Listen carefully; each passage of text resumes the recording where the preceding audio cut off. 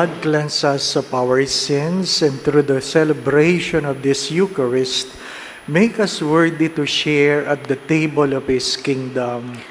Amen. Let us pray. Almighty ever-living God, who by a singular grace gave Saint Padre Pio a share in the cross of your Son, and by means of his ministry renewed the wonders of your mercy, grant that through his intercession we may be united constantly to the suffering of Christ, and so brought happily to the glory of the resurrection. Through our Lord Jesus Christ, your Son, who lives and reigns with you in the unity of the Holy Spirit, God forever and ever. Amen.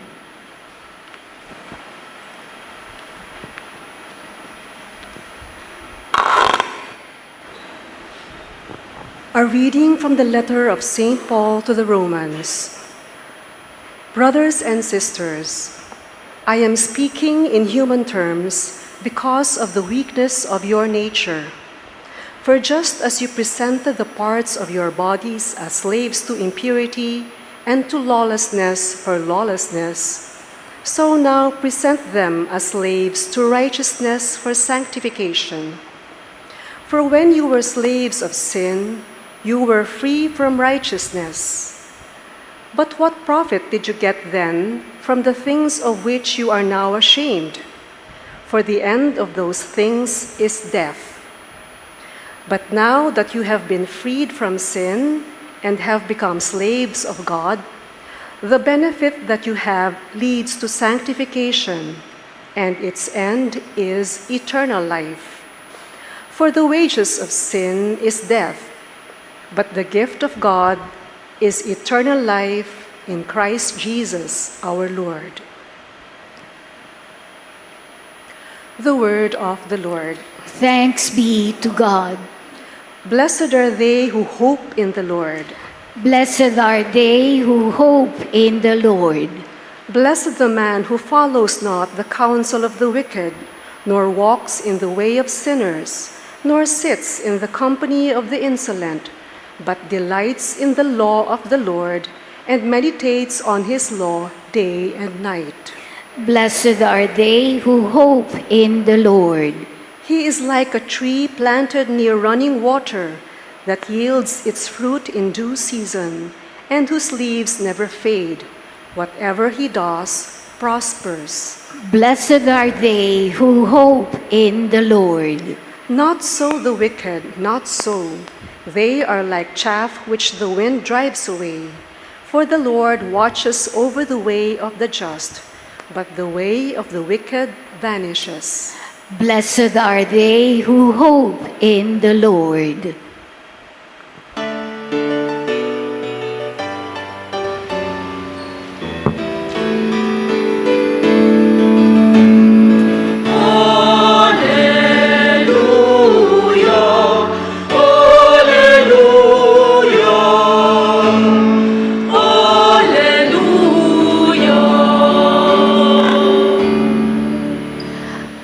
I consider all things so much rubbish that I may gain Christ and be found in Him.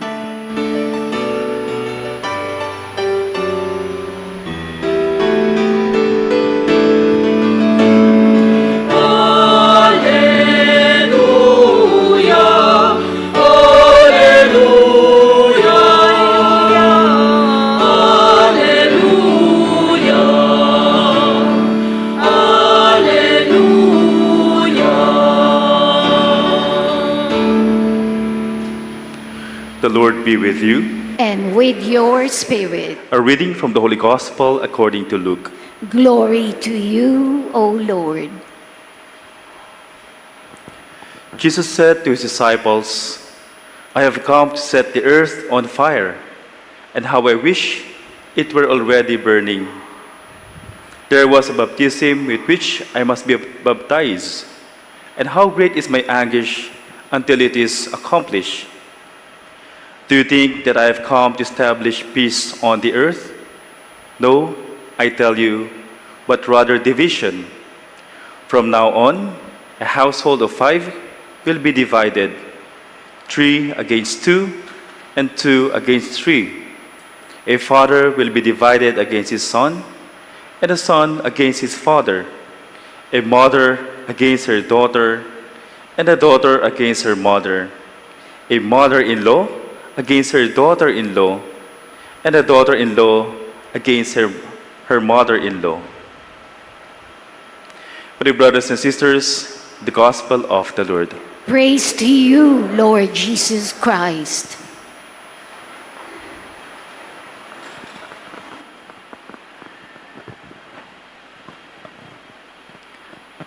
A doctor, part of our pilgrimage, shared about his life, and he said, after my cancer, everything has changed. After my cancer, everything have changed.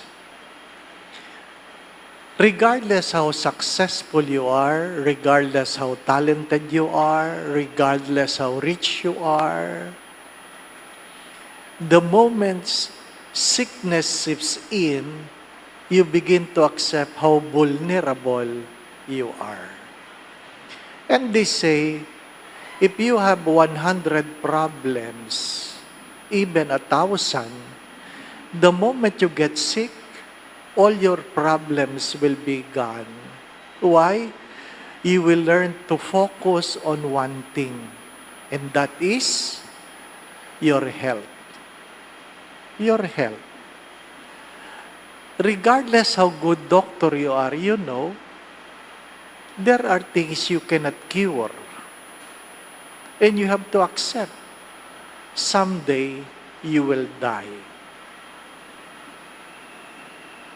Kaya nga, hindi ko makalimutan ito, no, ako'y batang pari, na kung saan, pagkatapos ko magmisa sa Mega Mall, dumaan ako sa CR, at sabi, at nung ako'y jingle na may batang nanonood, nakatingin, ang hirap umihi nang may nakatingin.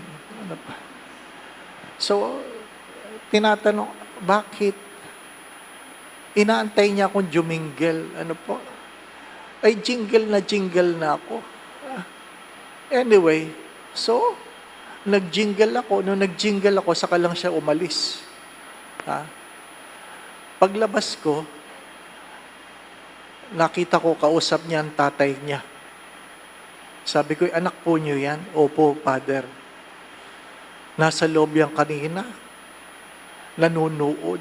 Sabi niya, o nga, Father, amazed siya. Na naihi din daw pala ang pari. Sabi ko, natural, di ba? Ano pakiramdam mo? Hindi naihi ang pari? Hindi po ba? Tapos, nalamang nagkasakit ako. Nagkakasakit pala ang pari? Oo, namamatay din. Di po ba? Namamatay din. Nobody is being spared. As I've said many times, regardless how rich you are, nobody was able to buy a life without end. Darating tayo doon. Darating tayong lahat doon. Kailan, hindi ko alam. Ang alam ko lang, hindi ako nagmamadali. Sabi ko nga, ladies first, di po ba na? Baka naman, makikipag-unahan pa kayo, di po ba? Sickness is part of life. What is good about Padre Pio is that he accepted that sickness is part of life, even though he is among the healing priest, and yet he built a very large hospital in San Giovanni with all expertise. Tanggap niya na bahagi ng pagkatao ang karamdaman. May mga bagay na hindi nakukuha sa dasal. Sadyang kailangan ng doktor. Tandaan niyo yun. May mga bagay na hindi nakukuha sa dasal. Ang iba'y kailangan talaga ng doktor. Magpatingin kayo. Ano po? Kaya yung ibang nagpapapray over, Father, pagdasal mo naman ako, sakit ng ulo ko. Sabi, punta kayo sa doktor. Ano? Pray over mo na lang ako. May malay natin, di po ba? Ano? Baka kailangan nyo talaga pumunta sa doktor. Ha? Mga minamahal na mga kapatid.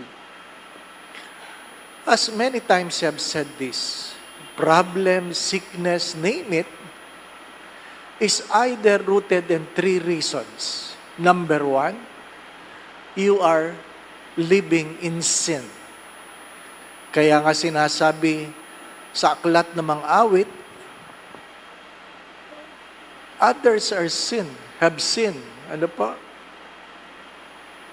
That's why they are sick. But not all. Not all. Some.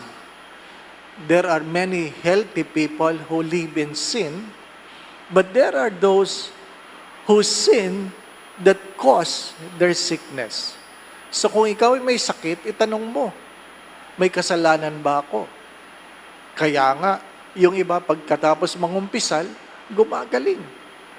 Gumagaling. Ikalawa, merong pinapagawa ang Diyos na ayaw mong gawin.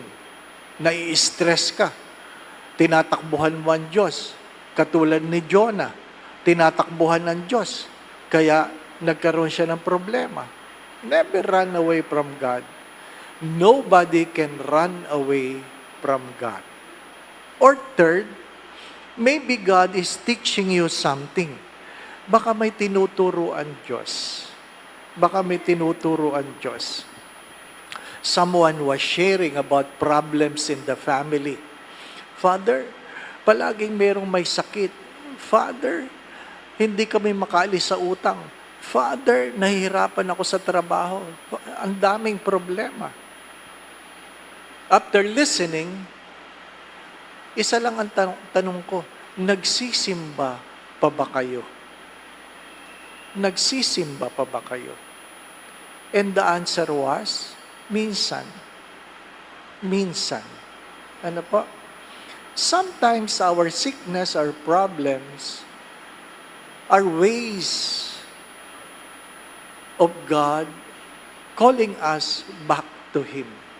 Ano po? Minsan, ang mga problemang ito ay mga panaghoy ng Diyos upang tayo bumalik sa Kanya. Hindi masama. As I always say this, sickness is part of life. You only need to ask. You only need to ask why. Ano po? Sapagkat may mga karamdaman na tayo rin naman ang may kagagawan. Di po ba, anak? May karamdaman na tayo rin ang may kagagawan. Alam mo kung bakit nasira ang kidney mo. Alam mo kung bakit mataas ang blood pressure mo. Alam mo kung bakit mataas ang cholesterol mo. Alam mo lahat yan. Alam mo lahat kung bakit mataas ang blood sugar mo. Hindi po ba, ano? Ha? Yung mga classmate ko sa media, di ba? May diabetes. Alam natin kung bakit tayo mataas ang blood sugar. Kasi masarap talaga ang kanin, di po ba, ano? Masarap talaga ang tinapay. Ano pa? Masarap talaga ang chocolate. Nako. Kaya nga sabi ng doktor, lahat ng masarap, bawal. Hindi po ba, ano? Kaya pag may nag-aalok sa akin, Father, kainin mo yan. Ano yan? Masarap ba yan? Masarap yan. Bawal. Hindi po ba, ano? Oh, tapos. Di ba? Para walang problema. Father, kain tayo, masarap doon. Bawal. O, di, tapos. Ha? Tanggapin mo na. Ano po? Minsan, kumakain kami sa seminaryo, puro bawal. O, Father, kain ka kahit konti. Sabi, bawal. Di ba? Sinasabi ko lang sa sarili ko, ay, nakatikim na ako niyan. O, di ba? Ganun talaga, di po ba? Ano? Ha? Ano sabi? Pag sinabi daw ng doktor, pwede nyo nang kainin kahit ano. Ha? Pwede nyo nang kainin kahit ano. Ibig sabihin nun, malapit na kayo mamatay. Ano po? Oo, yun ang sabi nun. Ano po? Pag pinagbabawalan pa kayo, meron pa kayong pag-asa. Oh. Kaya sabi nung isa, sino doktor mo sa ganon? Si ganyan. Oh, subukan mo puntahan o pinuntahan niya. So ano nangyari? Ang daming bawal. O ano gagawin mo? Maghahanap ako ng ibang doktor. Di ba? Ganon tayo di po ba? Ano? Naghahanap tayo ng madali. Naghahanap tayo ng madali. Tapos, pipila kayo dyan. Di po ba? Ano? Father, i-anoint mo naman ako. Ano? I-anoint kay mamaya. Hindi dahil para pwede na kayong kumain ng bawal. Hindi po. Ano po? Hindi. Ipagdadasal natin na kayo'y maging malaya sa inyong karamdaman, pero kayo ay magkusa na baguhin ano mga bagay na dapat baguhin. Hindi po ba, ano? Mga batang pari ito. Ano po? Mga batang pari. Ha? Tinatanong ko sila kung ilang taong pari na, bata pa. Ano po? Ano po? Kasi doon sa dating parokya ko, hindi niyo naman kilala si Padre Jojo. Ano po? Yun pag nag-anoint, patay. Ano po? Pag nag-anoint, patay. Ano po? Garantisado yun. Ano po? 6 months lang kami magkasama sa parokya. Ha? Lahat ng in-anoint, patay. Ano po? Ha? Yun talaga magaling. Hindi po ba? Ano? Kaya sabi ko sa kanya, aalis ako ngayon, huwag kang mag-anoint. Hindi ba? Yun na. Ha? Aalis ako, huwag kang mag-anoint. Bakit? Pag nag-anoint sa umaga, misa sa patay ako sa gabi. Di po ba? Ano? Mahirap yun. Di po ba? Huwag kang mag-anoint. Kaya yung mga may sakit, pag tinanong, meron po pari, sino po nandyan? Si Padre Jojo. Ay, ayaw namin. Bakit? Magpapa-anoint sana kami. Di ba? Alam nila. Ano po? May mga talagang pinagpala. Ayan na po. Pinagpala. Ha? Hindi ko iniimbitahan dito yan. Ano po? Ha? Baka mamaya, diyan ka pa lang, patay agad. Di po ba? Ano? Ha? Mga minamahal na mga kapatid. Di ba? When it's time to go, it's time to go. But if it's not time to go, then let us enjoy life. Marami sa atin, masyadong maraming iniisip sa buhay. Di ba? Yung iba kaya may sakit, kung ano-ano ang iniisip sa buhay. Kahapon, may nagpa-pray over, Father, hindi ako makatulog. Sabi ko, bakit? Ang dami kong iniisip. Anong iniisip mo? Iniisip ko yung mga lindol. Sabi ko, ba't may iniisip yun? Baka dumating, baka... Sos Mariopes, di po ba? Ano? Ang dami mong iniisip. Akala ko korupsyon ang iniisip. Lindol pala, di po ba? Ano? Gusto ko sabihin, huwag kang mag-alala. Pag dumating yon, pagdasal natin, madaganan ka agad, di ba? Para patay na, di po ba? Ano? Ano ba problema, di po ba? Ano? Ang dami nating iniisip. Ha? Yung iba nga sa atin, walang memoryadong panalangin. Wala man lang memoryadong panalangin para pag panahon ng kagipitan, mayroon man lang kayong nasasambit na panalangin sa Diyos. Di po ba? Umuuga na ganyan. Diyos ko, bless us, O Lord, in this thy gifts is about to receive. Yun lang ang alam mong panalangin. Di po ba? Ano? Saan tayo makakarating yan? Hanggang kainan lang kayo. Di po ba? Tatatawa kayo kasi pag tinatanong ko talaga kayo, may nabibigla, nakakalimutan magdasal. Ano po? Yung huling pilgrimage namin, may air pocket. Ano? Sumisid talagang eroplano. Sigawan. Nakakatuwa. Sigawan. Ano po? May magagawa ka ba sa sigaw mo? Wala. Pero naalala ko, nung kami mga pari, nagpunta kami sa Malaysia, kumuha kami ng promo. Alam niyo naman ang promo, di po ba? No? Yun talagang murang-murang ticket. Promo eh. Ha? Murang-mura. Mapapamura ka talaga. Ano po? Ha? Sa sobrang mura. Alanganin ng oras, maliit ang aeroplano. Di po ba? Kinalog. Ano? Hindi ka makatulog talaga. biglang sumisid. Sabi nung katabi kong pari, sabi sa akin, bless, sabi niya, and I absolve you from your sin in the name of the Father. Sabi, thank you, ikaw din. Ay, yun ang kagandahan, may katabing pari, di po ba, ano? Pag sumisisid na, may nag-absolve na, di po ba, ano? Pagpariin niyo yung mga anak niyo, para pag kayo naghihingalo, anak, nahihirapan na ako huminga. May the Lord absolve you from your sin. Kahit hindi ka pa mamamatay. Di ba ba? What I'm trying to say, my dear friends, number one, the saints don't worry about sickness because it is part of life. Second, let not your worry make you sick. Let not your worry make you sick. Baka yung inyong iniisip ang dahilan kung bakit kayo may karamdaman. Third, trust in the Lord. As you line up later on, maybe even in receiving the body of Christ, your prayers will be granted. By mere receiving the body of Christ, in faith, kaya nga sinasabi natin, sa isang salita mo lamang ay gagaling na ako. If you really believe those words,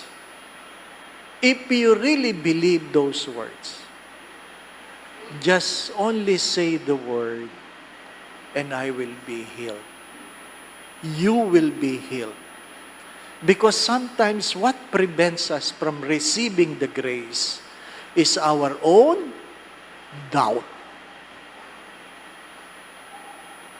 Pagkamisan, ang dahilan kung hindi natin natatanggap ang biyaya ay ang mga sarili nating pag-aalinlangan. So, proclaim, believe, Lord, kung ipahihintulot mo, gagaling ako. Just only say the word and I will be healed. And later on, after the Mass, we will have the anointing of oil. Ano po? Para hindi tayo nag-aantayan lahat. Yung tapos na, pwede nang umalis. Di po ba, no? But, believe. There is nothing impossible for those who believe. Amen.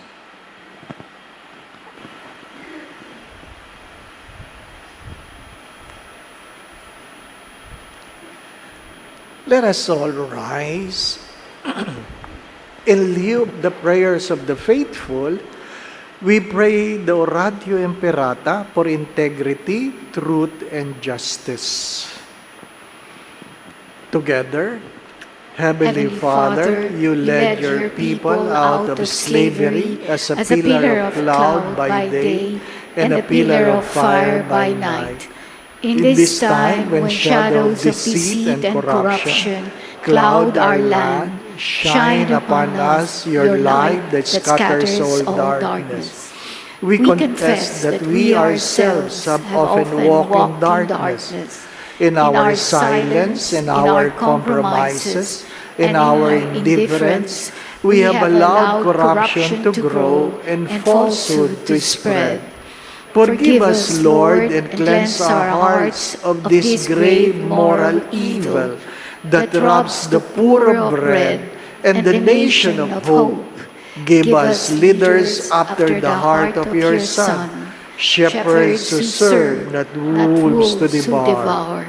By the power of the Holy Spirit, give us the courage to reject lies, expose deceit, uphold justice, and defend the truth in all our dealings, whether public or private, that integrity may flourish in our land like a river and righteousness like a mighty streams. O God of justice and mercy, make our nation a vineyard that bears good fruit, not poisoned by greed, manipulation, and selfishness, but nourished by honesty, compassion, and love. We ask this through Christ our Lord. Amen. Mary, mirror of justice, Pray for us. Saint Michael the Archangel, Pray for us. Saint Lorenzo Ruiz, and Saint Pedro Calungsod. Pray for us.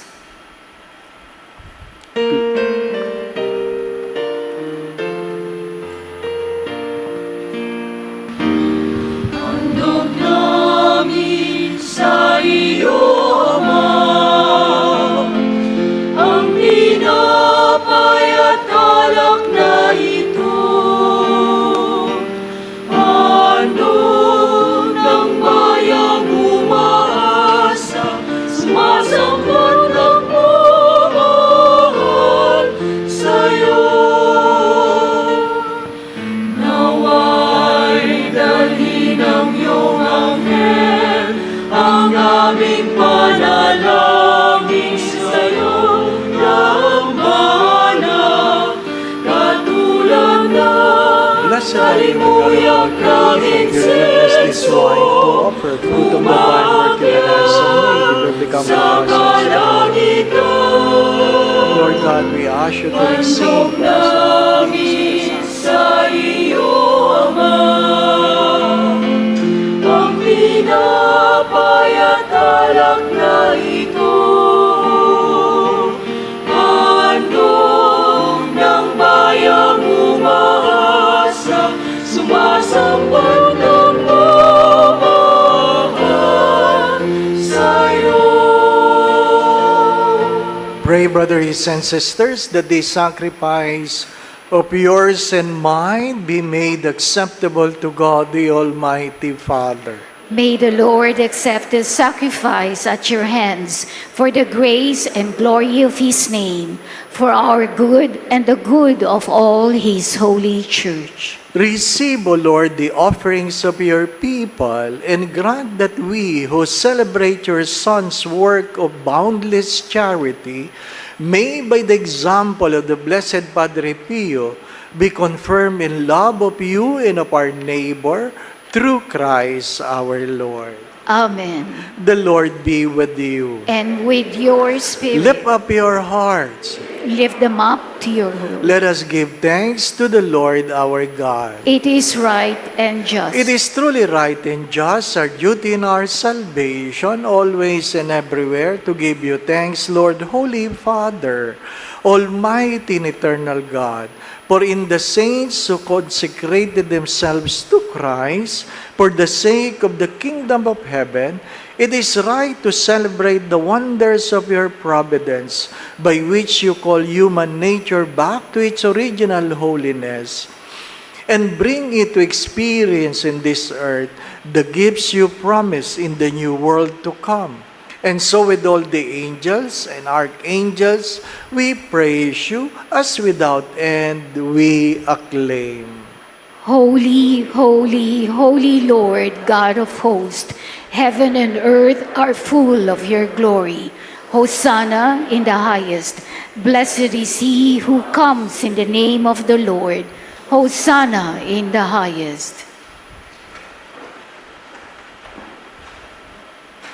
You are indeed holy, O Lord, the fount of all holiness. Make holy, therefore, these gifts, we pray, by sending down your Spirit upon them like the dew fall, so that they may become for us the body and blood of our Lord Jesus Christ. At the time he was betrayed and entered willingly into his passion, he took bread, gave you thanks, broke the bread, gave it to his disciples, saying, "Take this, all of you, and eat of it, for this is my body, which will be given up for you."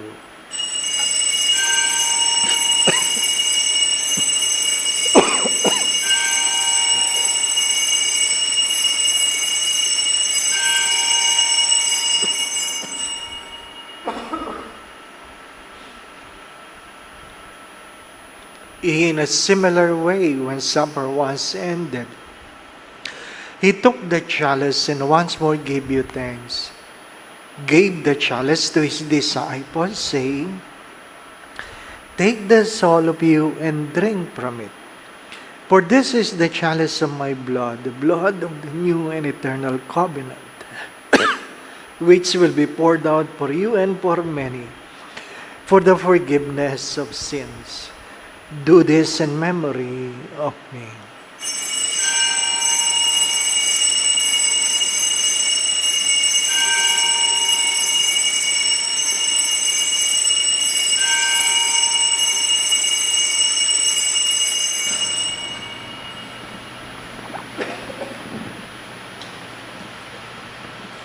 The mystery of our faith. When we eat this bread and drink this cup, we proclaim your death, O Lord, until you come again. Therefore, as we celebrate the memorial of his death and resurrection, we offer you, Lord, the bread of life and the chalice of salvation, giving thanks that you have held us worthy to be in your presence and minister to you. Humbly we pray that partaking of the body and blood of Christ, we may be gathered into one by the Holy Spirit.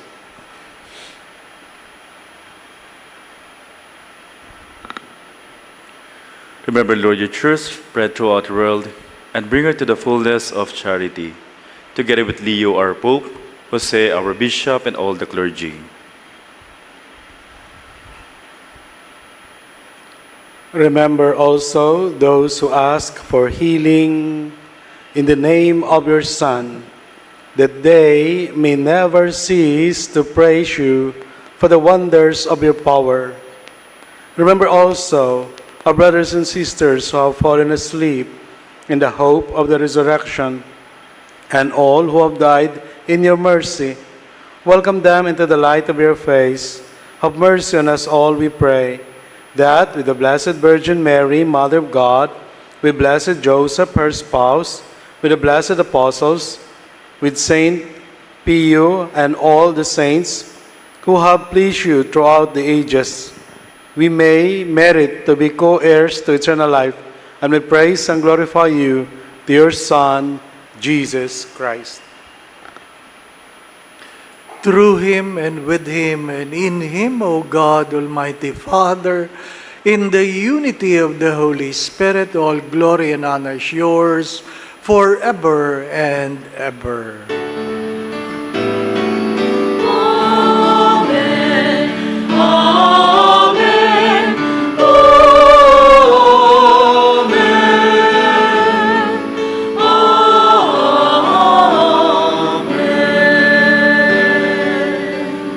Gathering all our prayers into one, let us now pray to the Father as Jesus taught us. Our Father, who art in heaven, hallowed be thy name. Thy kingdom come, thy will be done on earth as it is in heaven. Give us this day our daily bread, and forgive us our trespasses, as we forgive those who trespass against us. And lead us not into temptation, but deliver us from evil. Deliver us, Lord, we pray, from every evil. Graciously grant peace in our days, that by the help of your mercy we may be always free from sin and safe from all unnecessary worries and distress, as we await the blessed hope in the coming of our Savior, Jesus Christ. For the kingdom, the power, and the glory are yours, now and forever. Lord Jesus Christ, you said to your apostles, "Peace I leave you, my peace I give you." Look kindly not on our sins, but on the faith of your church. And graciously grant us peace within our hearts, peace in our mind, peace in our own homes, in our own families, peace in our workplace, peace in our community, peace in our country and in the world, and grant unity in accordance with your will, who lives and reigns forever and ever. Amen. My brothers and sisters, the peace of our Lord be with you always. And with your spirit. Let us now bless one another by giving each other the sign of peace. Peace be with you.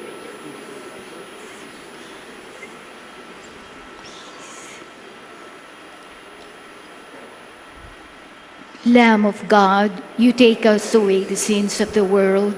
Have mercy on us. Lamb of God, you take away the sins of the world, have mercy on us. Lamb of God, you take away the sins of the world, grant us peace.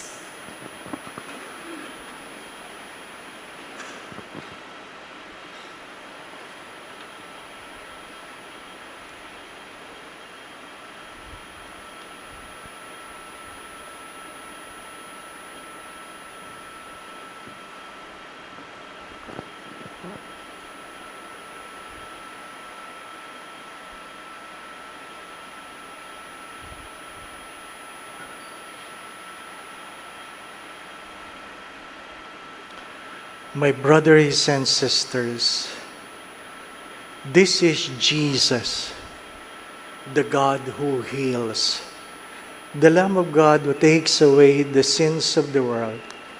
Blessed are you who are invited here to receive Him in Holy Communion.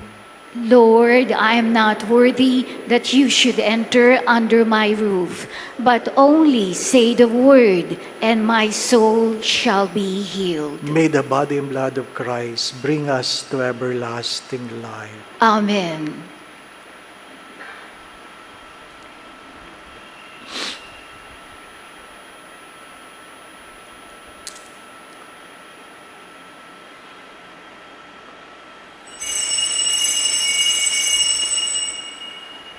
For a solemn reception of communion, we will do it row by row.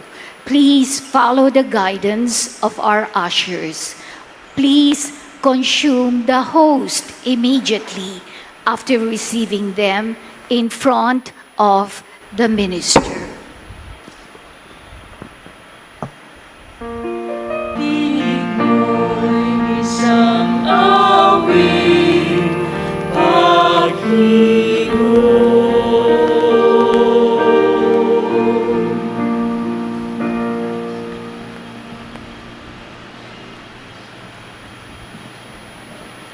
Let us pray the prayer of Padre Pio Petrocina. Please kneel.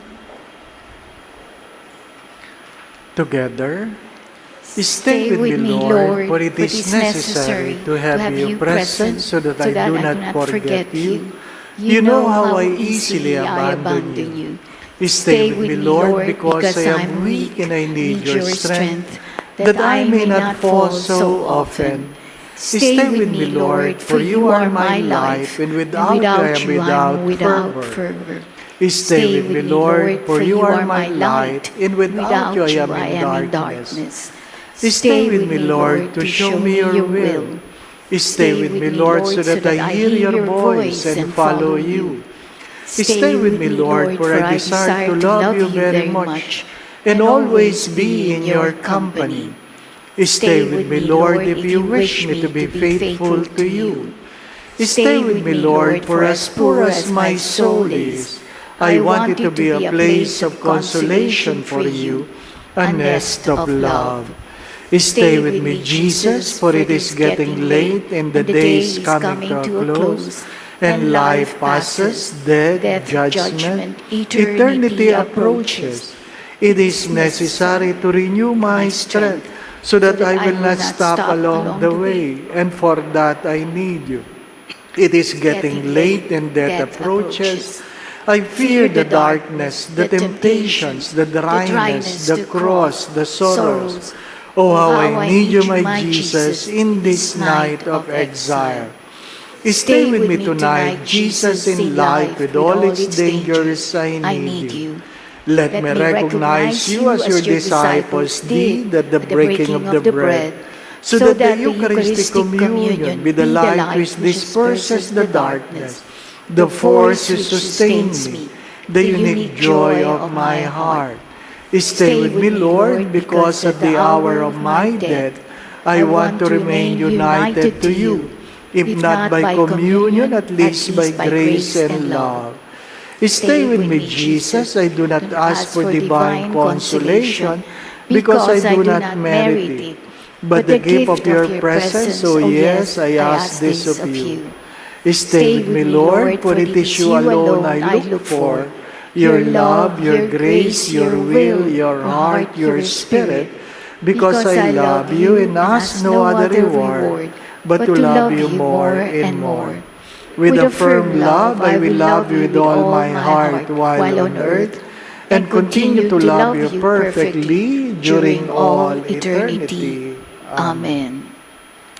Let us pray. Please stand. Grant, we pray, O Lord, that we who are renewed by these sacred mysteries may follow the example of the Blessed Padre Pio, who honored you with tireless devotion by surpassing charity, was of service to your people through Christ our Lord. Amen. After the final blessing, we proceed with the rite of the anointing of the sick. In the anointing of the sick, you make 3 lines, 1 in front, 2 in the side. And I ask that you, as you line up, kindly raise your hands and open your palms so it will be easy for us to put the oil in your palm. Ano po? Labas na mga palad. Ano po? The Lord be with you. And with your And spirit. may Almighty God bless you and your family, the Father, the Son, and the Holy Spirit. Amen. The Mass has been offered. We go in peace to love and serve the Lord. Thanks be to God.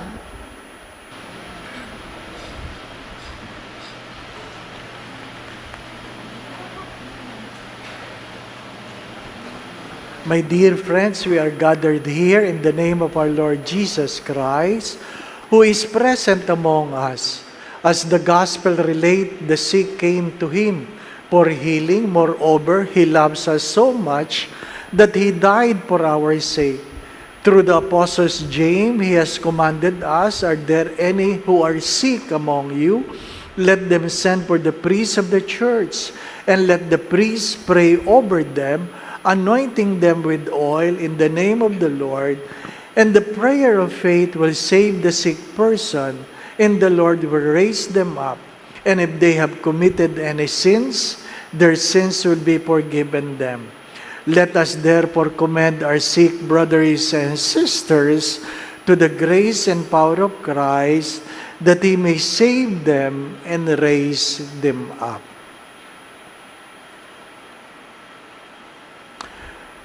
My brothers and sisters, in our prayer of faith, let us appeal to God, our brothers and sisters who are sick. Come and strengthen them through this holy anointing. Lord, have mercy. Lord, have mercy. Free them from all harm. Lord, have mercy. Lord, have mercy. Free them from sin and all temptations. Lord, have mercy. Lord, have mercy. Relieve the suffering of all the sick, especially those who are present. Lord, have mercy. Lord, have mercy. Assist all those dedicated to the care of the sick. Lord, have mercy. Lord, have mercy. Give life and health to our brothers and sisters on whom we lay our hands in your name.